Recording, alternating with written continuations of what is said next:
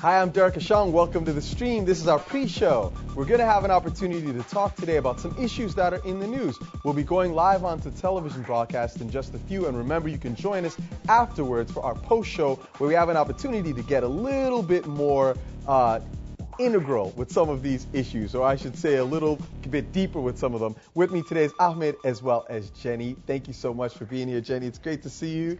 There have been some interesting stories that have come across our radar today. Yeah. I saw a really intriguing crowdsourced video from a very popular artist whom we haven't heard from recently for some key reasons. Can you tell us a little bit about that? Yeah, so right here, I don't know if you can see my screen. This was a fan-made video, I guess, to pay tribute to Michael Jackson. As you can see, they said, the king of pop might be gone, but he is not forgotten. There's the first line of the video. You can watch the video below. We should probably do us well to play some of this. There's screenshots here. Let me just get to the actual video. While this loads, we'll just say that obviously Michael Jackson, as we know, is loved everywhere. In Asia, Africa, Europe, doesn't matter where you are. And for some reason, this video is not loading. So maybe, Derek, do you have it? Well, I think I had a copy. It's really great. Oh, there you go. It's really hip. It's a kind of thing that, you know, it's worth considering, like the creativity that went into building this. Yeah, so let's play it. It's right here. There you go.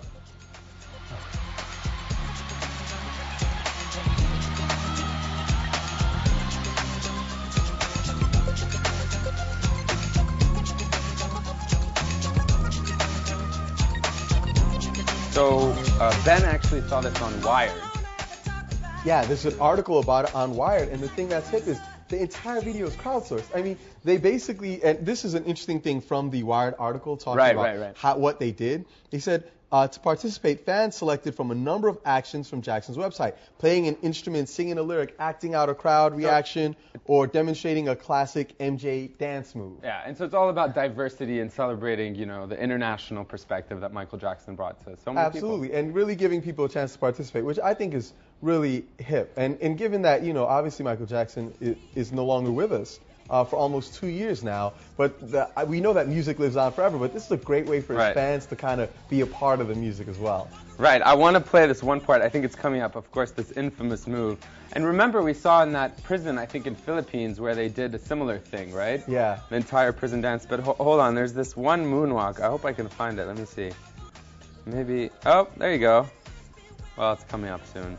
Oh, that's pretty, I mean, it's hip though. It's like some really cool stuff, and some of these people are good dancers. Well, you know, the nice thing is on this show, I don't know, Jenny, maybe you know, we always talk about the implications of social media and what it all means, and you know, it's sometimes very serious. So to celebrate, you know, the practicality of social media and the great man that is Michael Jackson is quite fresh. It reminds me of the virtual choir that was done by Eric Whitaker. Oh, yes. Right, so now we're kind of moving to dance and instead of just singing. Oh, here it is. Yeah, this is the, right? All right. Well, yeah, there you go. Like it has this way of you see people's creativity is changing because of the technology and the way in which we can collaborate. I love the guy who's ice skating. He's like he's doing the moonwalk. Construction workers. So it's super hip. All walks of life, I guess. Absolutely. Love Michael Jackson. And it really speaks to the global impact that Michael Jackson and his creativity has had, like in all niches and like all crevices of the entire world. Yeah, absolutely. Yeah, and social media, I mean, it certainly plays a huge role in the music industry today. I mean, not just with like, you know, serious issues like piracy, but also a lot of people like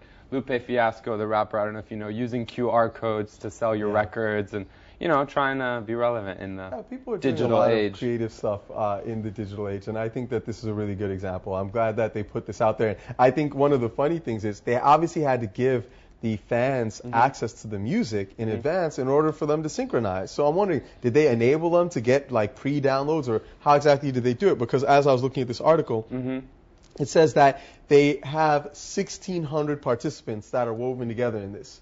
That's amazing. And I mean, that means that they had to have, you know, thousands and thousands of submissions in order to come down to those 1,600. So that's something that's really good. I'm a little jealous I didn't participate, to be honest. I did love Michael Jackson as a kid. I thought he was like God's gift to humanity. Loved his music. So. Yeah, I think we all. You know what you have to do? You have to take part in one of those like thriller types of reincarnations. There's always like an attempt to break the world's record. Yeah, maybe I will. That's some good advice. Well, I like that. You know, and another issue, thinking about the globe and social media, but from a different perspective, we've seen that the news has been reporting a lot about what's been happening in Greece. And it's so interesting because people have been tweeting us a little bit about this, and I see that you have a tweet up on your screen, yeah, which is ironically the same tweet that I was thinking about. Right, stood out, huh? It really stood out. And I guess it's worth noting that we both, because as we were thinking about, and for those who are tuning in, the way that we do this is we look at the stories that you bring and the things that people are talking about in the audience, and then things that jump out at us. We're like, hey, let's do something on that. Let's cover this. So this is a particularly ironic one because there was a tweet that was sent to us both, and Ahmed and I, without discussing it, both happened to pull it up on our screen at the same time. And this is from Georgia ZN, who says, "We do not need tear gas. We already cry on our own for our country."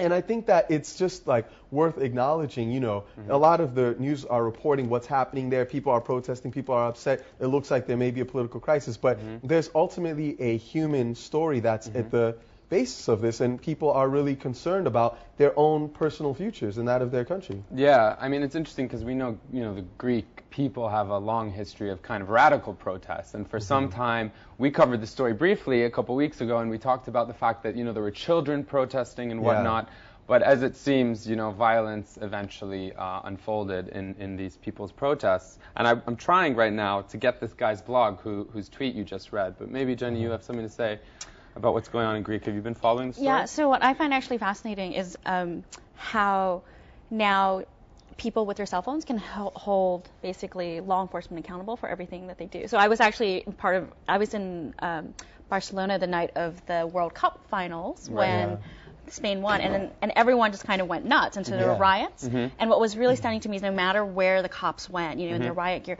they were basically being kind of like watched by like 5 or 10 cameras at any given time.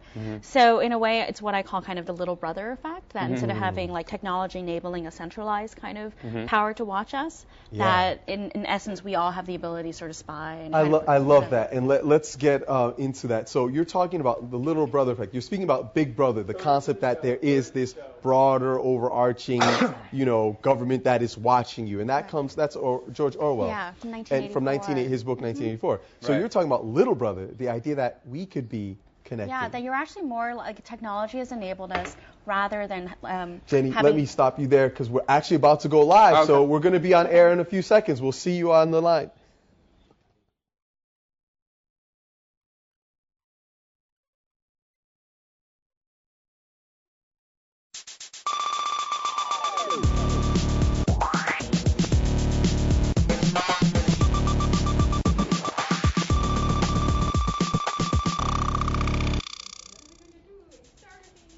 Hi, I'm Derek Ashong, and you are now in the stream, a social media community with its own daily TV show. We are bringing you stories that are ongoing, global, and sourced from social media. Today, Brazilians are planning to march for freedom. Do they have a united agenda? And online cash protects your privacy, but is that always a good idea?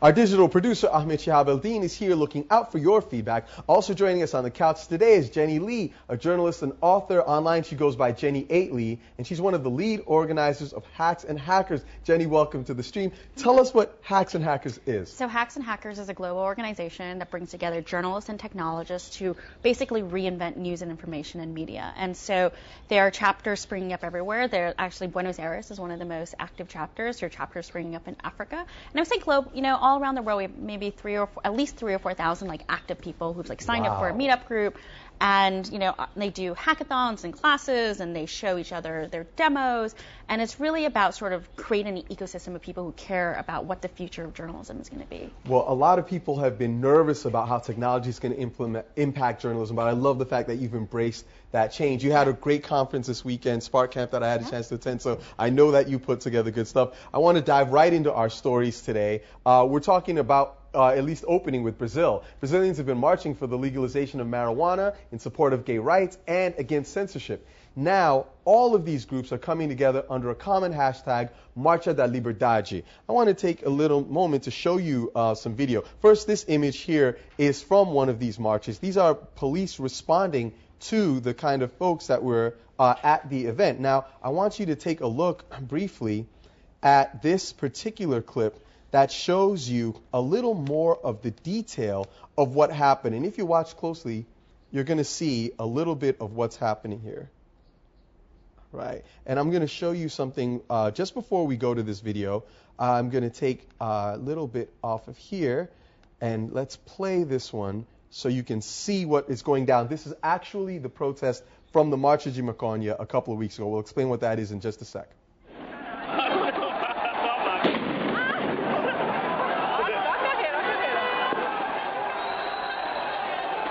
So you can see all of these people running. This is a movement that started in May when activists took to the streets for the Marcha de Maconha, which is supporting the legalization of marijuana. Although it's an issue that former Brazilian President Henrique Cardoso has endorsed, a Brazilian court issued an injunction against the protesters, and police turned out in force using tear gas and rubber bullets on the crowd. Undeterred by the crackdown, protesters organized another event the following Saturday under the banner of freedom of speech.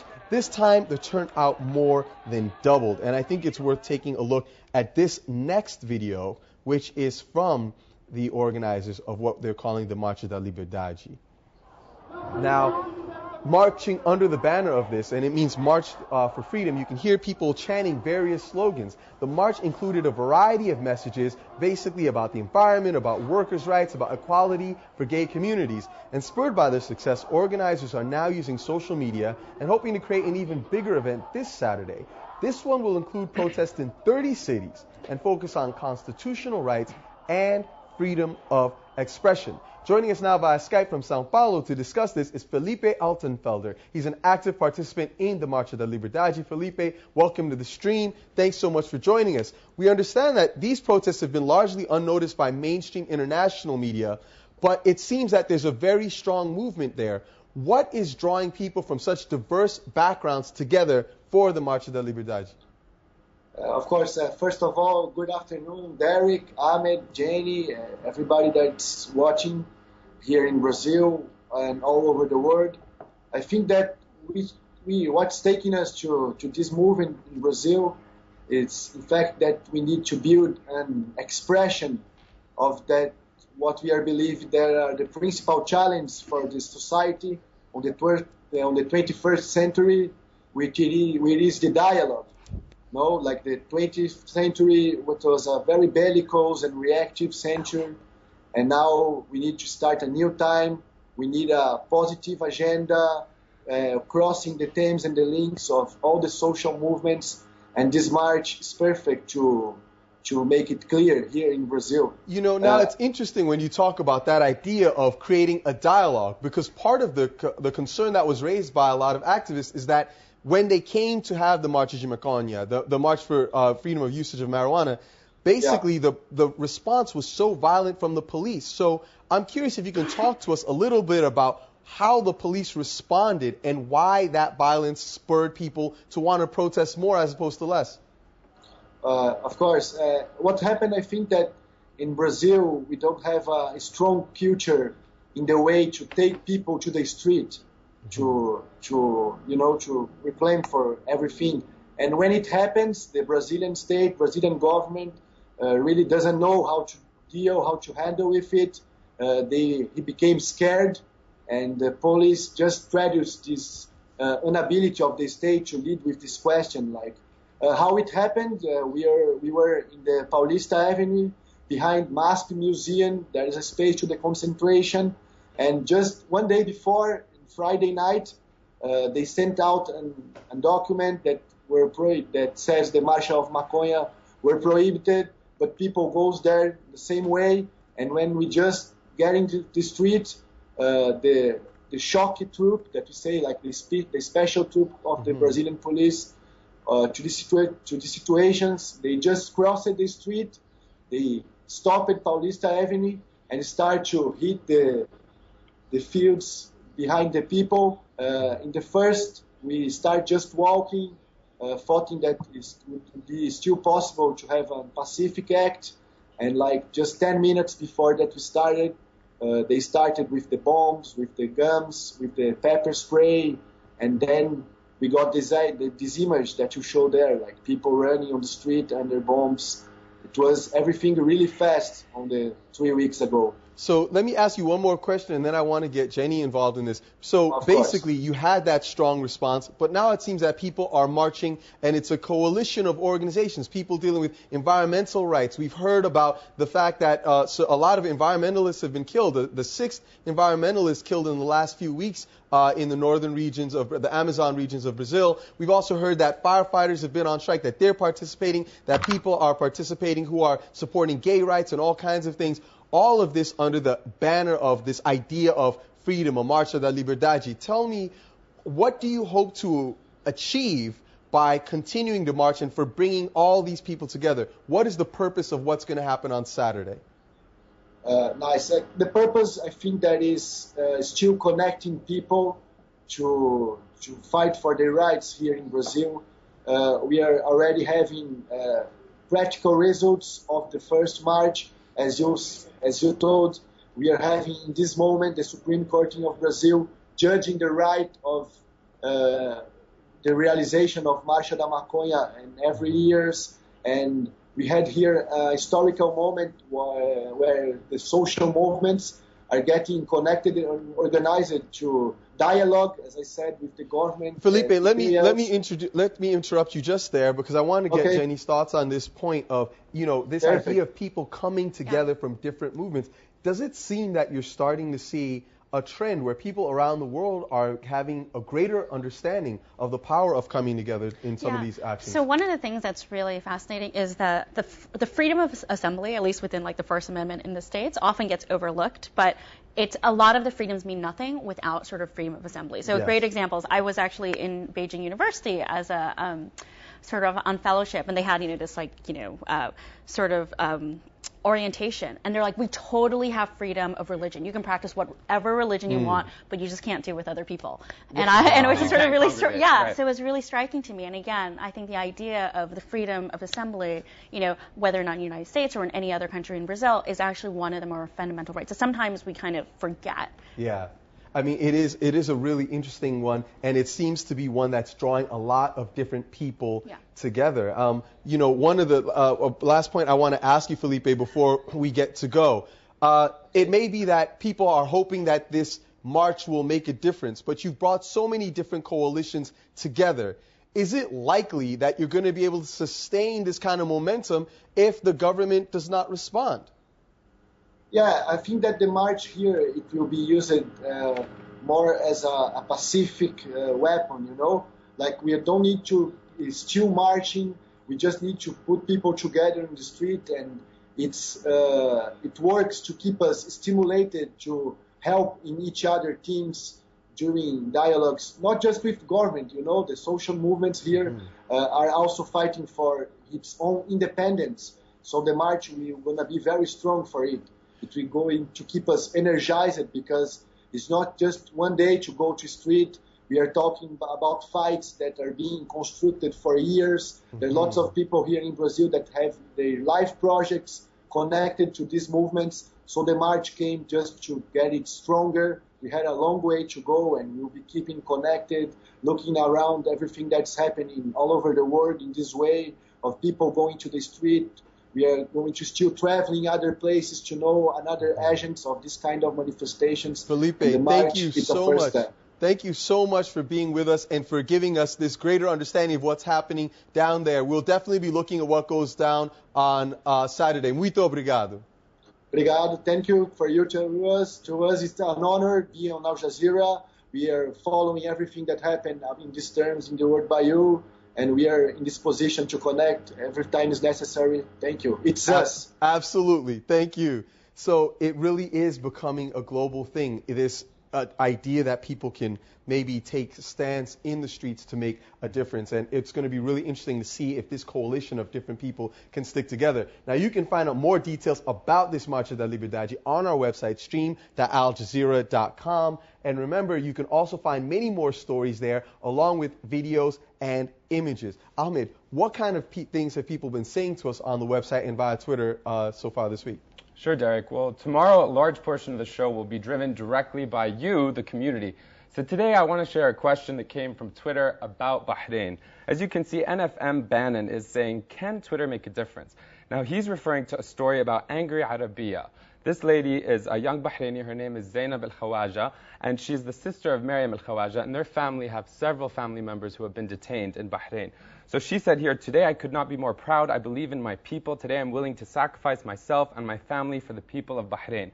So what she's talking about is this photo of her at the UN office where she is conducting a sit-in with these other two girls that are photographed right here.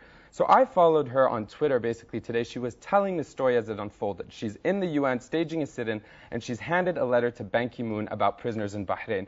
Now, she said the entire time live tweeting, "We met the deputy manager of the UN here in Bahrain, expressed our concerns, and urged that they take action. The UN deputy said that the state of emergency was over, but she says there are still arrests and detentions and torture."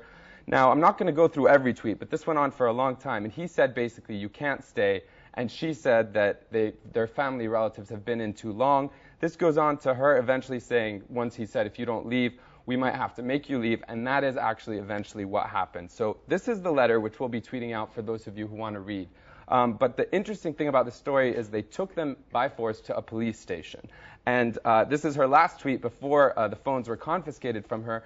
"Wow, how great are the UN? They let police in to take us." Wow. And now I understand that her phone was given back to her. So she's still under, she's still being detained. This is a petition where several hundred people started signing this before she actually got the actual phone back. But as you can see, the Ministry of Interior actually got in on this conversation on Twitter and said legal procedures were taken today against these three ladies who refused to leave the UN office after receiving a complaint from the office's officials. So it's fascinating that she's actually able to give us all of this information. And I know that people are going to be able to give us more information in a very special way tomorrow. Yes, definitely. As a reminder, this Thursday we're doing a special show that's focused on feedback from you. So if you have any news that you think we should cover, please help us out. Create a story for the stream using the same tools that we use, which is called Storify. It pulls together and aggregates elements from across social media, so videos, photos, and audio. So tell us your story, and we may take it to air. So if you're not familiar with Storify, don't worry. We've got a quick video right here that we're going to play for you just to give you insight as to how to use the tool. Storify is a narrative tool for the social media age. Log in with your Twitter account. Search what people are saying on YouTube, Twitter, Facebook, pretty much anywhere on the web. Then rearrange them any way you like. Add your own explanations and thoughts, and publish your story for the world to see. Share those stories with us, and they, and you, might just wind up in the stream. Part of what makes social media so powerful is the ability to follow what's being said about a story anywhere around the world and in real time. One of the key ways to do this is using a Twitter hashtag. From time to time, we're going to be sharing with you some of the stories that we're following. But first, for those of you who are new to Twitter, here's how hashtags work.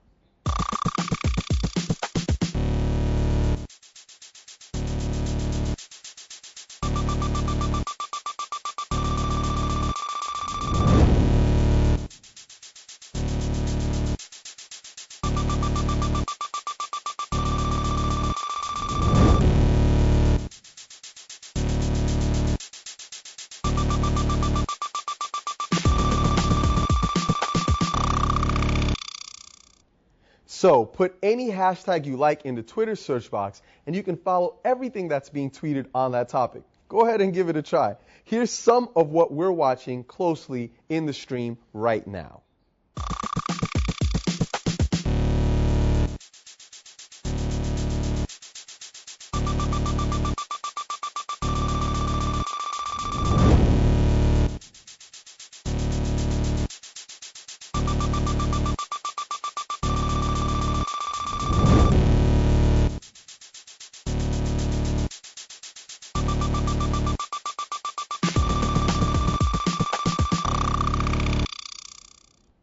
That's some of what we're following now, but we're also keen to know what hashtags you're tracking, so tweet us at AJStream or use the feedback box on our website to share the most interesting hashtags you've come across, and we'll be sure to incorporate some of them in tomorrow's show. Now, our next story is about Bitcoin. It's a purely digital currency that can be exchanged for goods or other currencies, including the euro and dollar. Here's a video that shows how it works. Currency.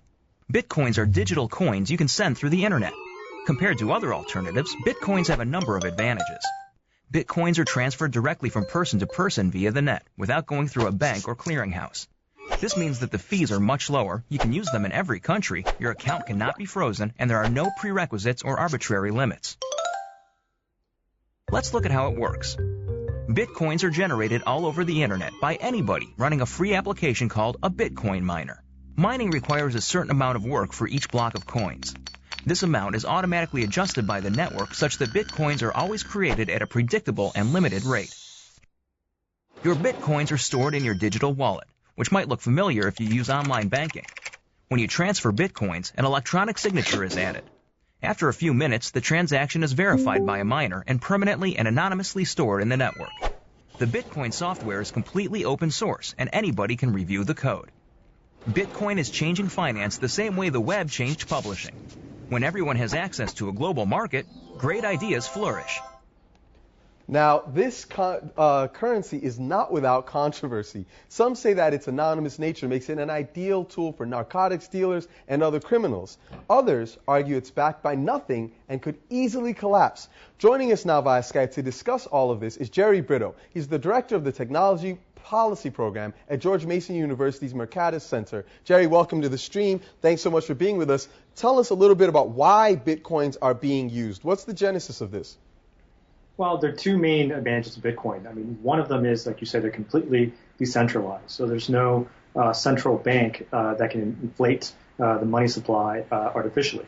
The other thing is that because there is no bank, no Bitcoin building, no Bitcoin corporation, there's no choke point that a government could go to, like you said before in the video, to freeze an account. And that's important for many reasons we can get into.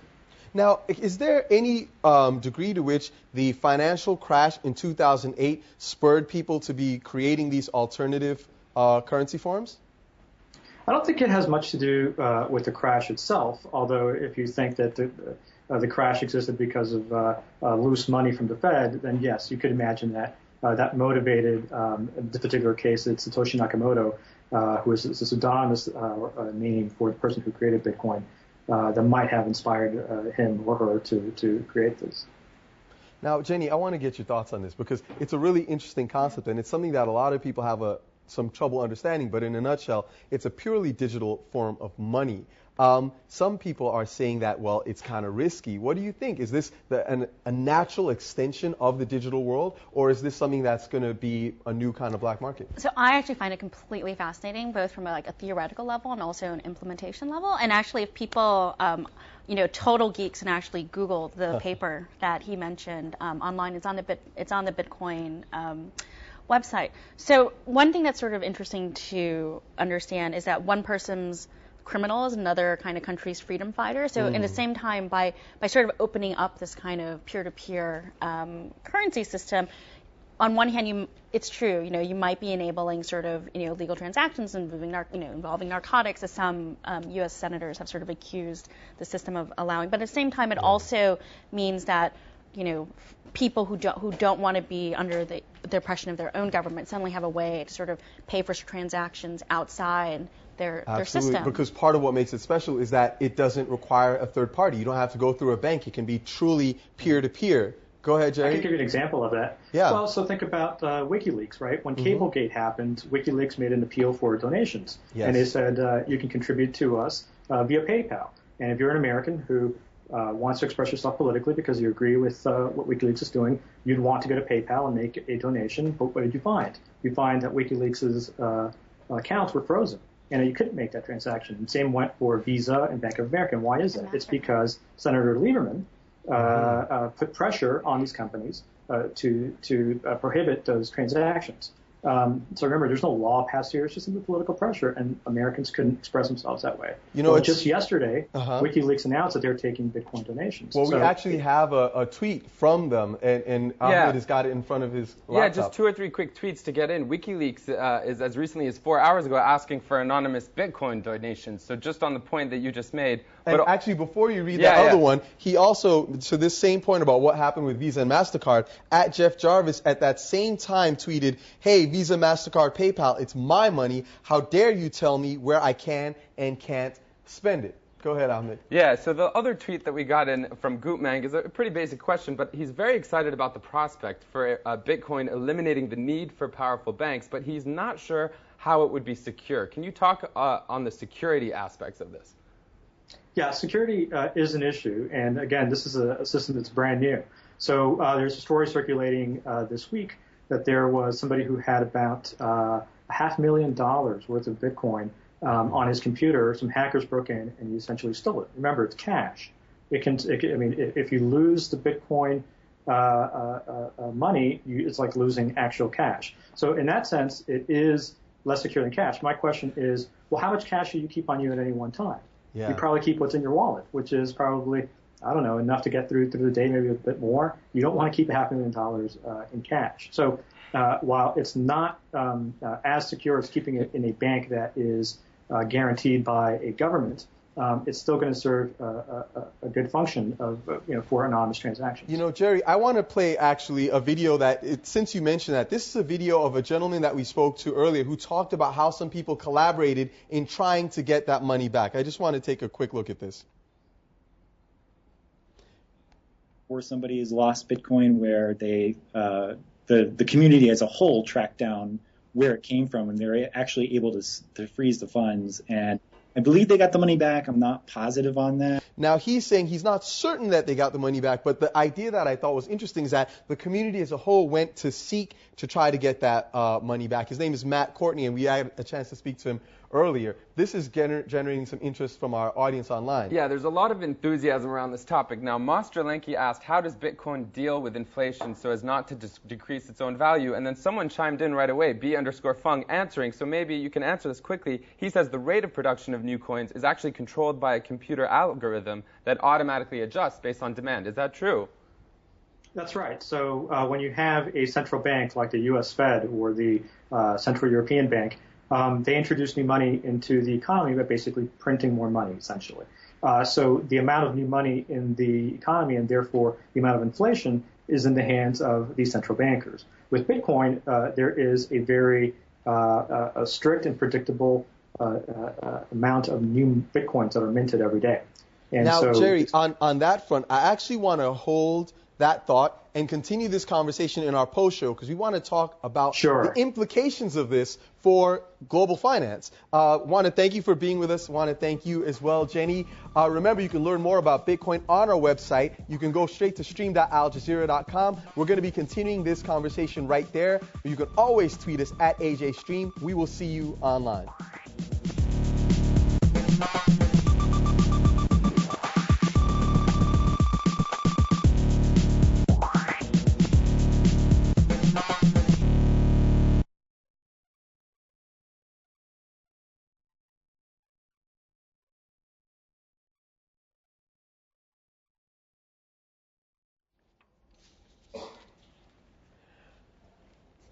Welcome to the Post Show. You are still with us here in the stream. We're talking about Bitcoins, the world's first truly all-digital currency. Now, we're having a chance to speak with Jerry Brito from George Mason University. And Jerry, you were talking us a little bit about the question of how Bitcoin's algorithm responds to issues of demand. Okay, well, it's a little complicated, so bear with me. But basically, the way money is injected into the Bitcoin economy, the new Bitcoins are created, is that when you're running the Bitcoin software, you are verifying the transactions that are being broadcast over the network. And as you do this, what you're doing basically is you're contributing computational power to the network. And every 10 minutes, there is 50 Bitcoins awarded to somebody, to a node on the network, kind of at random. And so in that way, you are sort of rewarded for contributing your computational power. Now, this is 50 Bitcoin every 10 minutes. If there are more nodes that come into the network, the math problem that has to be solved gets harder to maintain the rate of 50 Bitcoin per every 10 minutes.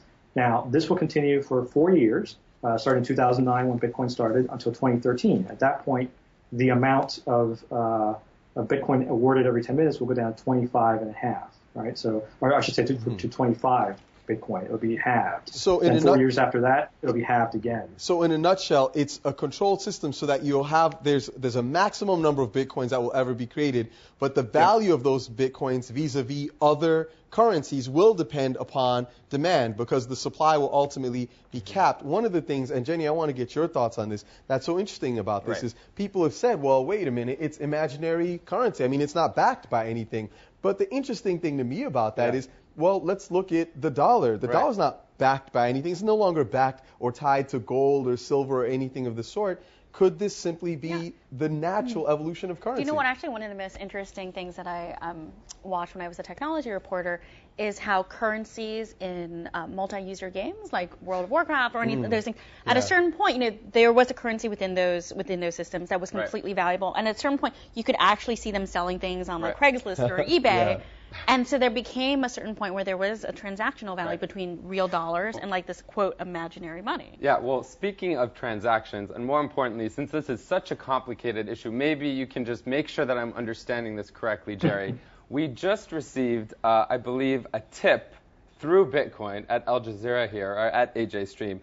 DuckEye2P said, great Bitcoin show, and then did @PayBitBack, and it claims here that PayBitBack is you can claim your tip jar. Well, here is the second tweet we got on this. So PayBitBack just told us that Ducky2P donated a Bitcoin for AJ Stream 2, and then we have this code right here. I'm not sure if you can see it. So for our viewers, and for me, quite frankly, tell me what just happened. I'm not sure what happens because I haven't heard of what's a PayBitBack. But what you see there is a public key pair. That's just one side, probably the public side. What that means basically is that is a Bitcoin receiving address. I'm not sure how you're going to claim that money, but what you're looking at right there is an address that probably has an amount of Bitcoin associated with it. Well, the only thing it says here is it says, under his actual username, which is PayBitBack, it says, tweet at PayBitBack your Bitcoin address to claim your tip jar. Oh, I see. So I'm going to try to do that. Go. Yeah, and you guys. So basically, someone has said that they like the show, and they just gave us a digital tip, which we can actually use these Bitcoins to purchase goods and services to people who receive them. Right. Now, back to this issue of money and how money works. There are lots of different ways to think about it, and if you live in an economy where the form of money is relatively stable, then you have one conception of it. But I remember when I was growing up, we used to have the currency in Ghana is called the cedi. But there's another currency called the pesewa. And the pesewa were the coins, just like you have dollars and coins or what have you. Yeah. Well, when I was a little kid, you could take some pesewas and go and buy something. Right. When I grew up, a pesewa is a museum piece because there was a certain point in the earlier part of the 2000s where if you wanted to go somewhere, it might cost me 10,000 cedis to take a drive from here to a couple of blocks away in the city. So that currency of the coin was no longer effective. I wanted to show you this image of this gentleman. This is a man in Zimbabwe, and he's carrying stacks and stacks of money. And the reason why is because Zimbabwe actually went into an inflationary spiral where they had their money was so rapidly devalued. I can't even remember the word, but it was something like a septa-quadrillion or something of the sort where the money was just not worth anything. Right. And the thing that's intriguing to me about all of this is that money is based on trust. Do you believe that this thing is going to be redeemable for goods and services? And do you believe in the alleged value of it? So to bring this back to you, Jerry, if people trust in Bitcoins the way they trust in the euro or in the yuan or in the real or in the dollar, is it any less legitimate a currency because it's not tied to a nation state? I don't think so, personally. I think that the money doesn't have any inherent value. The only value in any particular currency is, like you said, that you expect that you're going to be able to take it and use it to get other goods or services for that money. And if I can tell you briefly why, you just got that tip. Somebody just sent you a Bitcoin very easily. The reason it's so important, think about micropayments. The reason that micropayments are so difficult to do is because there's so much transactions cost, so much overhead to do them, right? So if I go to New York Times and I want to read an article and I want to pay 0.01 cents to read an article, that's almost impossible to do because it probably costs 5 cents to just do the transaction. With Bitcoin, there is almost no transactions cost, so it really allows for these new micropayments to take place. So what do you think is the potential of this? Do you think that this is something that is going to grow? Do you think otherwise, or that nation states are going to see it as a threat? You can't track the people that are using it. You can't freeze their accounts if you decide you don't like what they're doing with their money. Yeah. And they're potentially making your particular currency or your, your bank or central bank obsolete. Well, there's one little interesting thing about the Bitcoin system, which is every transaction is public, even though the receivers themselves may be anonymous. So in a way, it's a different kind of scrutiny on the system, right? Because the way that you keep track of all the Bitcoins I'm moving about is you have to make those transactions public, so you're not using the same Bitcoins over and over again. Well, one tweet that we got, Jerry and Jenny, for you guys, I'll share this with you, is from BF Rare Republic saying Bitcoin as a fiat currency is actually not new. So the island of Yap used stone rings for currency. Now, the island of Yap is in Micronesia, I believe, or nearby. So for those of our viewers who are not familiar, that's the little island, as you can see, right off the coast of Australia. And another tweet that came in on a similar topic is from the same guy saying, also, it's quite similar to tally sticks, which has been used in England until the end of the 1600s. So I think a lot of societies have used different kinds of currency. Right. I mean, what I'm wearing around my neck, people always ask me, what are these beads? These are cowrie shells. And back in the day in my culture, they were used as currency. So I wear this as a way of indicating that I remember where I come from, and that I come from a powerful and wealthy society. I'm going to take that note just because I've had over hundreds of people ask me what that. These are? And so now we have. I wear money around my neck, yo. Sorry to get off topic. Bitcoins. But let me go back to you, Jerry, because I do want an answer to this question: are Bitcoins a potential threat to traditional currencies? Well, I don't think they're going to be a threat to traditional currencies. Do you think that nation states might find them to be a threat? Yes. Are they going to be a threat to governments and to law enforcement, or are they going to be seen as a threat? Exactly. Absolutely. And we already see Senator Schumer calling for banning Bitcoin because it can be used for drug transactions. And what I'd say to that is, number one, it's really impossible to shut down Bitcoin because Bitcoin's a distributed network.